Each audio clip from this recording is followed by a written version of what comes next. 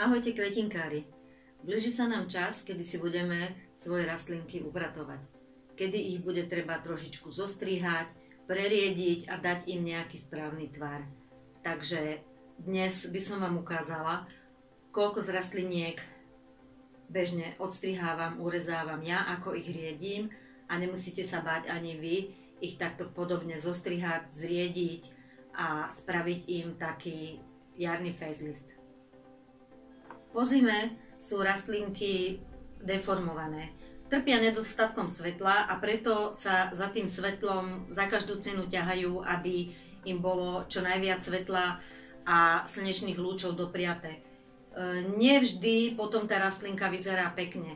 Nebojte sa dať im rázny taký hlbší zostrih, ktorý ich oživí, ktorý ich prinúti nahodiť nové púčiky, z ktorých vyrastú nové listočky a tým sa vám vlastne rastlinka zahustí. Takže netreba mať zľutovanie, treba smelo, odvážne, pretože vy tú rastlinku v podstate nelikvidujete, vy jej len pomôžete, vy jej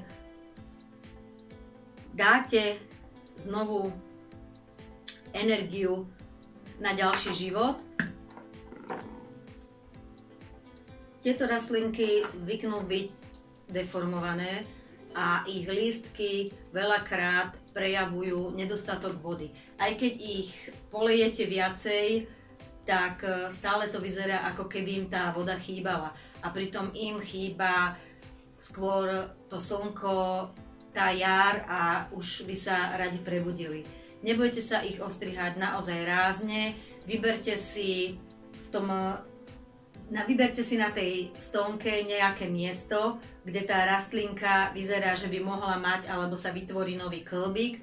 Prípadne niektorým rastlinkám rašia malinké drobulinké listočky nižšie, napríklad na tučnolistoch, a skúste tie škaredé dlhé halúsky odstrihnúť tesne nad tým listočkom alebo tesne nad tým maličkým úzličkom, ktorý sa tam vyvíja a z ktorého by mohol byť nový konárik. Pokiaľ máte konárik, ktorý sa vám páči, že tvarovo vám drží určitý tvar, určitý smer, v ktorom tvare tú rastlinku chcete, aby vám rástla, aby sa vám tvarovala, tak zaštipnite len vrcholček, prípadne nejakých pár centimetrov hlbšie ho zaštipnite, aby sa vám rozkonárila a aby rástla približne v tom mieste, kde ste ju odcvikli, aby vyhnala nové listočky alebo nové konáriky. Aj niektoré suchomilnejšie sukulenty tiež môžu zdeformovať počas zimy svoj tvar.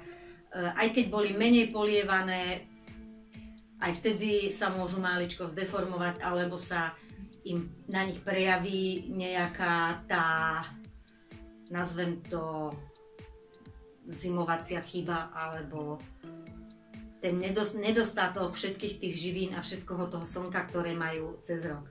Preto sa netreba báť zostrihnúť aj takéto rastlinky a to, čo vám zostane, ten kúsok, ktorý vám zostane ako zdravý, celý, ten môžete znovu pichnúť do substrátu, ona si časom pustí korienky.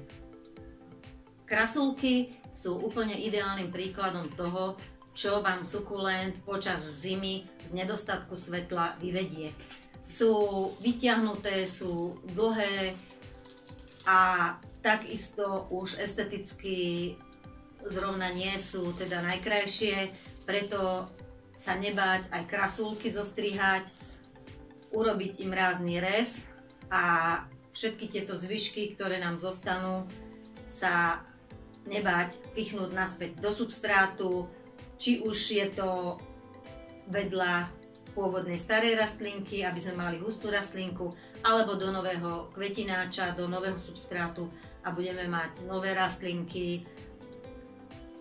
Čo sa týka jarného rezu rastlín, netýka sa to len sukulentov. Je to všeobecné pravidlo, takže vy si takto môžete osviežiť, ostrihať nielen sukulenty, ale takisto aj izbové rastlinky a môžete si prakticky úplne všetky rastlinky, ktoré sa vám vyťahali po zime, takto prečerstviť a spraviť z nich novú krásnu rastlinku. Je to teda nielen o tých krasulkách, nielen o peperomiách alebo sansevierách. Pokojne, kľudne môžete začať strihať aeónia, môžete si prezrieť vaše ripsalky, pokiaľ už majú nahodené vzdušné korienky a vaše ripsalky sa vám zdajú zbytočne dlhé, tak takisto z nich môžete ocvikať a dať do suchého substrátu, do kvetináča, aby sa vám zakorenili. A ešte som zabudla na to najdôležitejšie. Pri izbových rastlinkách, keď si ich riedite, zostrihávate, tak vždy tú rastlinku dáte zakoreniť do vody. Na rozdiel teda od sukulentov. Sukulenty, keď si zostriháte a zostanú vám z nich naozaj pekné kúsky rastlín, ktoré si chcete zakoreniť, nie sú to len nejaké škaredé pahylčeky, tak sukulenty dajte do suchého substrátu a nepolievajte. Naozaj nikdy nepolievať. Nechajte tie sukulenty, kľudne ich môžete nechať aj niekoľko dní niekde pohodené v krabičke, v miske, aby uschli tie urezané končeky, aby bol ten rez, miesto rezu, aby bolo dokonale suché.